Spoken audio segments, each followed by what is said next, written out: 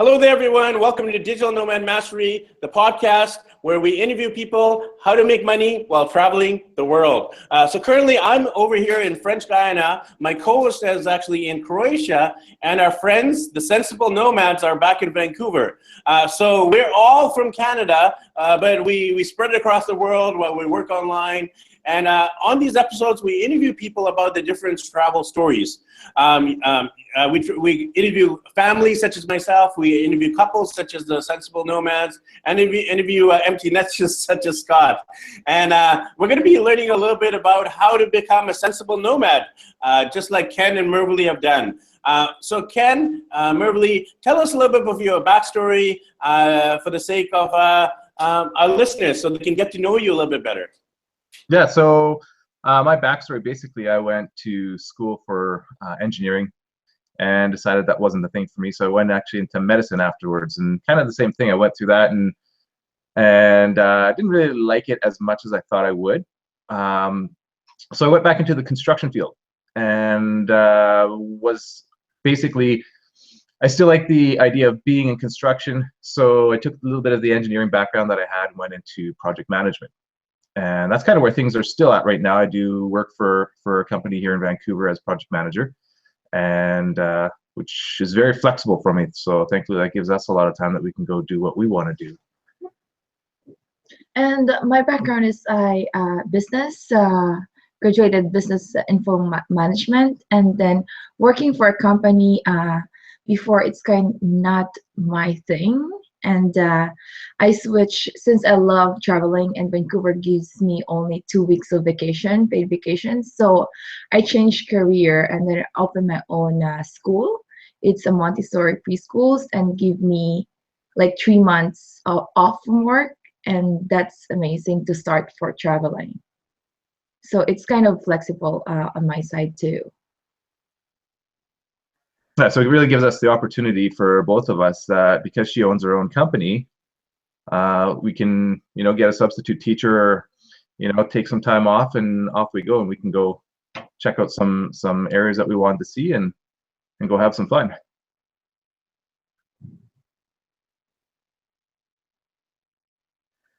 Well, tell us a little bit about your digital nomad journey so far. So far, the digital nomad journey, basically, I guess it was back when Ricky and I had met, probably 4 or 5 years ago, that I really got into the online marketing and some of the groups that are local to Vancouver.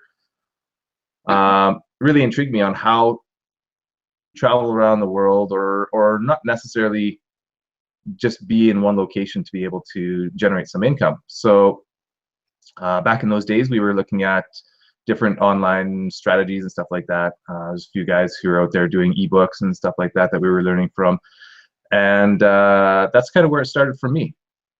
And since then I've been implementing different versions of what I've learned and just trying to make it all work. So it's been a journey for sure. It's not everything's worked perfectly, and we're still at it, trying to make things work. And tell us a little bit about yourself as a couple, because obviously as a couple, you guys have different needs and wants and desires. Is one of you more digitally nomad inclined, or are you both world globetrotters? Tell us a little bit about your similarities, but also your differences and how it all aligns to make it work. Yeah, I think probably I'm more on the digital side than Murvely is. But we both got a lot of travel background. So she's traveled probably quite a bit more than me. And what do you say? Yeah, for me, it's like I just don't like to, I prefer the old school documentation than Ken. I will always bring my notebooks and then write things. But now he get me into Instagram, which is like every day I'm trying to post all my stuff that I have traveled before, and then I'm kind of like, I want my own picture that I took to put in our website. Yeah, so we kind of combine forces and try and make it all happen. Cool. So what's your next adventure? We went to, we had the intent to go to Bali this year, and we had a little mishap. So we actually got some free tickets from Philippine Airlines. So we are pondering. Oh, wait! You can't just say you got free tickets from Filipino Airlines and leave it at that, because everybody wants to know, like, how did you? Can I get them? How did you get? Do I have to marry a beautiful Filipino woman, or like, how does this work? Yeah, well, you know what happened is we were planning to go to Philippines, and we bought our tickets. So we flew from Vancouver to Manila, and we were just about to board onto the plane to go to Bali from Manila. And they took a look at her passport, actually, and it didn't have enough time on it for the expiration. So they said, no, you can't go. But, you know, in my mind, I'm thinking, well, they should have actually checked that here in Vancouver. There's like 3 or 4 checks before we even got onto that plane to get there. So I sent them an email once we got back. There's a few other things that happened while we were there as well in Manila. She ended up getting sick, so we stayed in Manila for a while. But we end up traveling, actually. Yeah, we did end up traveling a little bit while we were in Manila anyway. But once we got back, I sent Philippine Airlines a great big long email about what happened, and they ended up contacting us finally. And the manager here in Vancouver decided that they were going to give us a business class ticket for 2 anywhere Philippine Airlines flies. So, you know, it wasn't an ideal trip for us, but it ended up being a nice trip in the end, that we're going to get something else and be able to travel one more time. Wonderful. In business class. And so, I think, you know, you've brought up a really good point in that, particularly when there's a couple airlines in the last couple of months that have been very poor customer service, shall we say, to be polite. You know, beating up their passengers. But I think a lot of times when we have an experience, there's 2 things we don't do. One is we don't write them an email and say, wow, that was really a phenomenal experience. I want to tell you, you know, Captain whoever he was a great pilot, blah, blah, blah. And the other one is when we have a bad experience, we don't say, you know what, this was a really bad experience, here's all the details.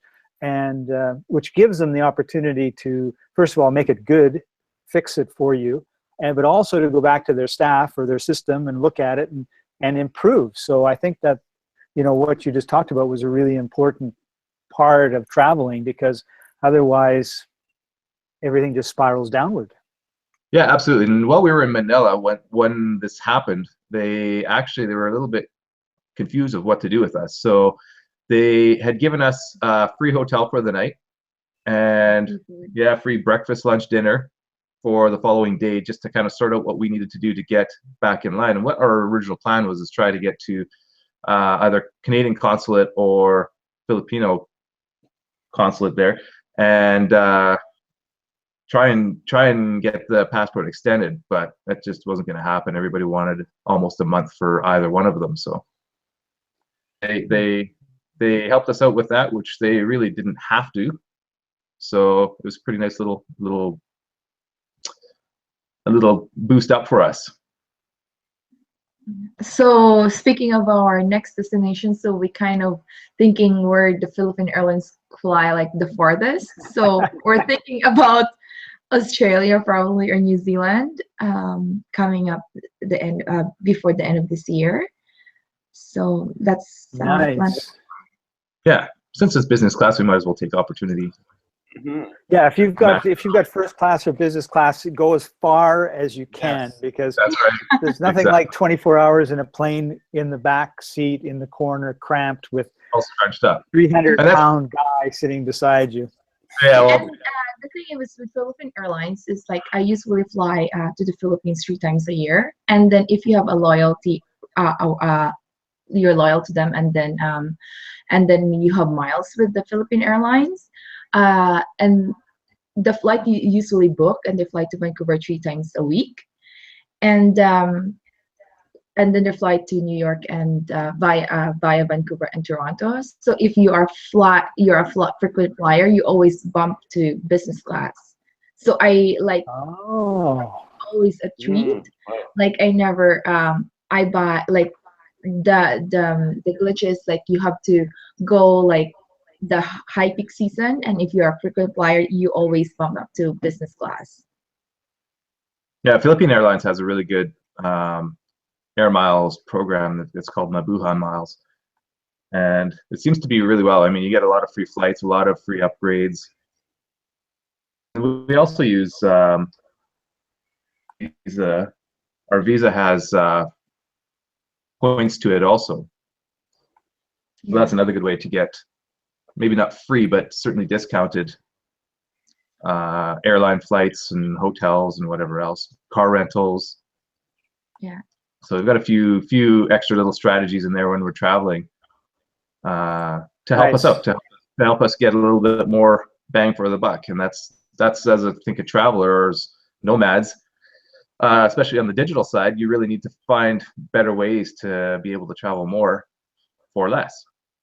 Right.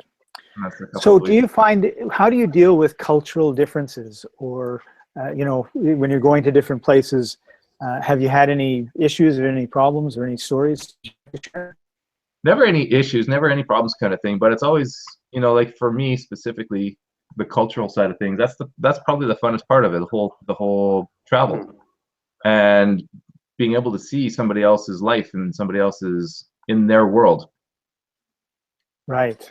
So that to me is the key too. How about cultural differences between you? Because you're a Canadian background and Murvely is actually Filipino. What about that cultural difference? It doesn't really affect us. I found that he's more Filipino than I do. But he loves Filipino food than he loves his rice, and then like for me, like I don't really eat that much rice anymore, and then he loves his dried fish, and then so it's like kind of like he's into it than I am, and then yeah, like make it work, you know. And I think that's the thing. We make it work, and for me, I like to explore new foods, new places and stuff like that. So I've never been afraid to try something new, almost. And I don't have any problems with him. Like for me, I get adapted so well wherever I go. So I never have any problems with Ken. Like when we go like somewhere in Asia, we went to Vietnam, and we never have any like problems, like in terms of cultural differences. Yeah, it works out well. Yeah. It's all in your mind. Yeah, definitely all in the mindset and adapting, and travel will teach you to be flexible and adaptable. So you've done a lot of RV travel, so tell us a little bit about what kind of RV you have in terms of like people who are maybe wanting to do some RV travel across Canada and the US. How did you choose that particular RV, and then where have you traveled through in that motorhome? Yeah, so we've got a truck camper. I've grown up camping in this fashion, so for me it's no big deal, but for her a little bit different story. And as far as the mobility of it, it actually works out really well, because it's just like driving your vehicle anywhere you would naturally drive anyway, except now you've got some place to sleep on the back of it. And so for us, we've traveled, actually we like to go up to Sunshine Coast around here, so we're there quite often. But just this past week, we were down and we went through Washington, then to Idaho, then to Montana, then back through Idaho, and then into Oregon, and back to Vancouver, so she could do some parent-teacher interviews and stuff like that. So it was a busy journey through those different states, and got to try out a few odds and ends for new technology as well. We wanted to get online while we were down there. And the cost for us up here, if you have just your regular phone plan in Canada to go down to the United States, it's crazy. It's the most expensive, I think, phone plans that they've created. They really ding us here. So a few people I've talked to have tried these little hotspots down there. So we've got a couple of different hotspots that we tried down there. Both seem to be okay, but yeah. So that's we've traveled all the way from here down to California and back, and yeah, like with RV last year summer we went up to Jasper. Actually no, where were Rocky Mountains. Yeah. Yeah, we went to Lake Louise Lake and Louise and over to Calgary, and basically anywhere we can go, we will go. And since we have Uh, that festival every weekend, we always go somewhere. how did you pick? How did you make the final decision to get the camper, the truck camper, as opposed to maybe give us a quick 101 on the different types of RVs available and why you chose the particular one you did? Sure, yeah. A truck camper is just, I have a truck already, so for me it's just easy to put that in the truck and go. Bigger, so it gives you a lot more space. Same thing, but you're also limited to where you can take it then. So basically go absolutely anywhere. If there's some lake up in the middle of nowhere, that's where we can go. With a bigger trailer or a bigger unit, you're limited by the terrain and by the actual space that you can get into. So, and then same with a big motorhome or like Class A, B, or C, which actually we're looking at for in the next year or two, getting a Class A, which is kind of the big motorhomes for full-time travel. So I think it really depends on what you're looking for and what your needs are. If you're more like a week or less, or around the week mark, I think a camper, like a trailer or something like that, smaller units are fine for that. But if you're going for the big stuff or the lifestyle of living in it, you'll need something bigger. You'll need a Class A or B at least, which looks like the big buses. And they're really nice. A lot of those big Class A motorhomes, they have absolutely everything that you would have in your house, including dishwashers and washer dryers, microwaves, the whole shebang. So, and they're really, really nice inside. So that's what we're looking forward to, is getting into one of those guys. Sounds like luxury and a lot of fun. Yeah, luxury on wheels. But for me, I still prefer the camper. Then you can put your boat in the, like you have your boat trailer like behind it, and then it's like easier for us, cheaper to travel, because we usually go up islands and go crabbing. I still love the ocean, so nice. That's the thing. Like, I prefer to have the camper than the big trailer. The smaller it is, the cozier it is for us, because you always we have a 10-bedroom house, so it's kind of so big for me. And putting us together in a small camper is like, oh, I like it. It feels like we're close together. You work there, and I can see you while I'm in the bed. So, and then I can cook while you're working. So everything is in the same thing, rather than like being in a big trailer. So I prefer, I think camper is still best for me, because I like to be cozy and then close to you. Huh. Yeah. Beautiful. Yeah.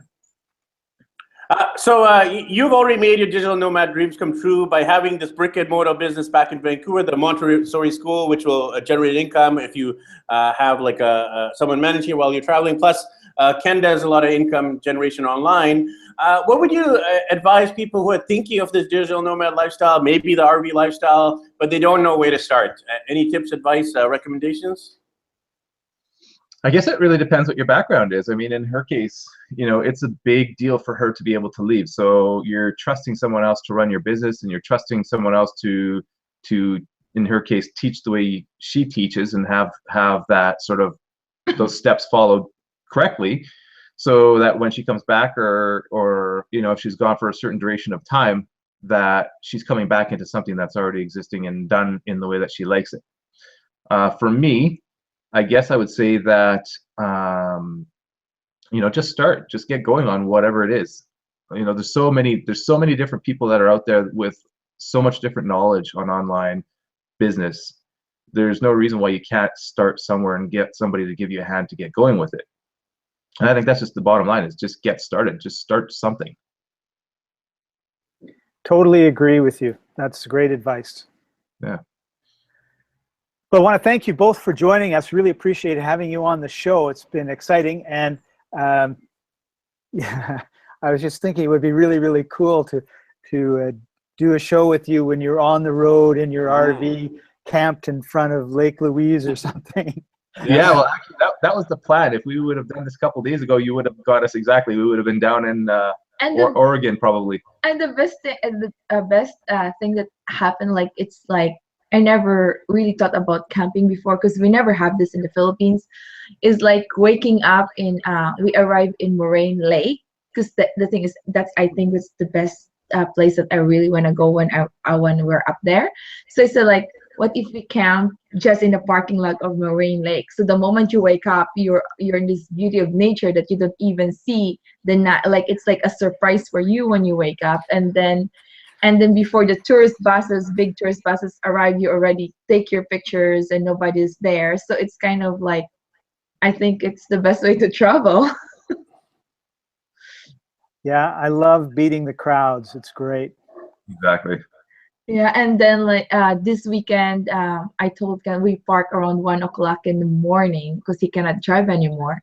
And I told him like, what is this blinking? Are we in the middle of the airport? Like, are we close to the airport? Like, there's like red lights blinking all over the place. And I said like, I don't think so. So the moment we wake up, it's like we're in the middle of like a They called it Windmill City. Yeah, Windmill Central of Washington. And we're surrounded by windmills. So it's for you. It's for me. It's like always a surprise. Yeah, it's a lot of fun. It's a lot of fun. Awesome. So to end off, maybe you can share a little bit about how we can find you online. Tell us about the Sensible Nomads. We didn't really get into that much, but if you want to share a little bit about that part of your business to wrap up. Yeah, sure. Sensible Nomads is obviously us. It's our sort of documentation of where we've been and where we're going. And so far, it's been a lot of fun.